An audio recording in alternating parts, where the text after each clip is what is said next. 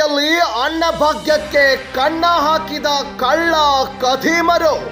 ಕ್ಯಾರೆ ಅನ್ನದ ಬೆಳಗಾವಿ ಆಹಾರ ಶಿರಸ್ತೇದಾರರು ಮೌನವಾಗಿ ಬಿಟ್ರ ಬೆಳಗಾವಿಯ ಜೆಡಿಯವರು.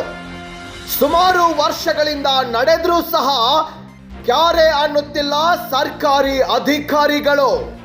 ಎಸ್, ಅಕ್ರಮ ದಂಧೆಗೆ ಬ್ರೇಕ್ ಹಾಕಲು ಮುಂದಾಗುತ್ತಿಲ್ಲ ಆಹಾರ ಇಲಾಖೆ ಮತ್ತು ಪೊಲೀಸ್ ಇಲಾಖೆ. ಜಿಲ್ಲೆಯಲ್ಲಿಯೇ ಈ ಅಕ್ರಮ ದಂಧೆ ನಡೆದ್ರೂ ಸಹ ಸಂಬಂಧಪಟ್ಟ ಅಧಿಕಾರಿಗಳು ಮೌನ ಯಾಕೆ? ಬೆಳಗಾವಿಯ ಎಪಿಎಂಸಿಯಲ್ಲಿ ರಾಜಾರೋಷವಾಗಿ ಅಕ್ಕಿ ದಂಧೆ ನಡೆಸುತ್ತಿದ್ದಾನೆ ಖತರ್ನಾಕ್ ದಂಧೆಕೋರ. ಅಕ್ಕಿ ಮಾರುವವನು ಹೇಳಿದ್ದಾದ್ರೂ ಏನು? ಯಾವೆಲ್ಲ ಇಲಾಖೆಗಳಿಗೆ ಹೋಗುತ್ತೆ ಮಂತ್ಲಿ? ಬೆಳಗಾವಿ ನಗರದಲ್ಲಿಯೇ ಈ ಅಕ್ರಮ ದಂಧೆ ಬಲು ಜೋರು.